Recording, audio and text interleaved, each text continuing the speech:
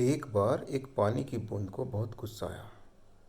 क्रोधित हुई और कहने लगी कि मुझे पानी में डूबकर मरना है। और वह बूंद चली, पानी में डूबी। लेकिन जैसे ही वह पानी में डूबी, वह बूंद भी पानी हो गई। अब उस बूंद का कोई अस्तित्व रहा ही नहीं। अब कौन बताए कि वह बूंद पानी में डूबकर मरी या जीवित रही। इसी प्रकार हम लोग हैं जो कहते हैं कि मुझे परमात्मा को जानना है, मुझे आत्मज्ञान करना है। अब जैसे ही हम चलते हैं आत्मज्ञान की तरफ और अपनी मंजिल पर पहुंचते हैं, तो जो जानने वाला है वो स्वयं परमात्मा बन जाता है। उसका कोई अस्तित्व रहता नहीं।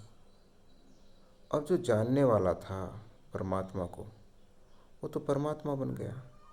अब बताए कौन कि ज्ञान किसको हुआ, कि परमात्मा का स्वरूप क्या है, परमात्मा का रूप क्या है।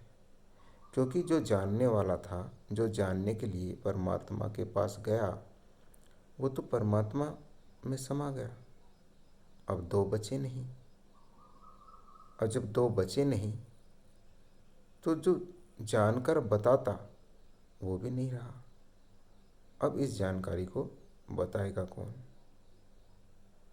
तो यही होता है, जब परमात्मा को जानने की चाह होती है, आत्मज्ञान पाने की इच्छा होती है, और हम आत्मज्ञान के मार्ग पर, आध्यात्म के मार्ग पर चलते हैं, तो फिर दूसरा नहीं रहता, एक ही परमात्मा रह जाता है। और वह इस माया से परे हो जाता है। अब वह अपना ही स्वरूप अपने आप को कैसे बताए, क्योंकि जहाँ भी देखता है वहाँ परमात्मा ही परमात्मा विराजमान है। अब वो किसको बुरा कहे और किसको भला कहे, किसको कातिल कहे, किसको बचाने वाला कहे, किसको जल कहे, किसको अग्नि कहे, किसको ज्ञानी कहे, किसको अज्ञानी कहे। क्योंकि जब देखता है कि परमात्मा के सिवा दूसरा कोई है ही नहीं, तो सारे भेद समझ में आ जाते हैं, सारा रहस्य पता चल जाता है।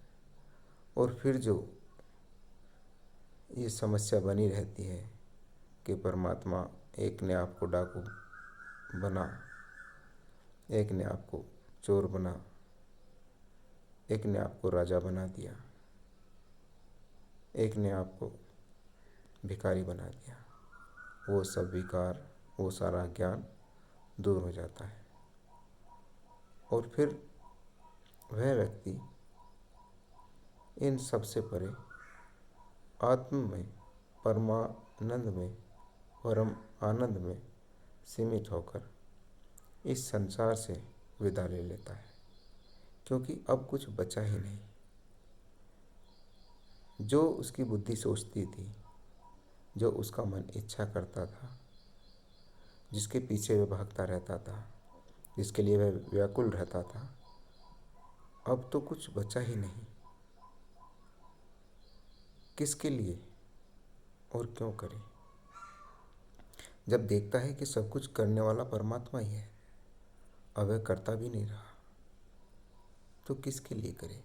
और करवाने वाला भी परमात्मा ही है, तो अब वह किसके लिए तड़पे।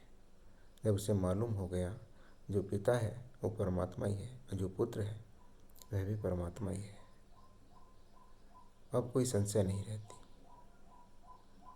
फिर वह परम धाम को चला जाता है, परम शांति में समा जाता है।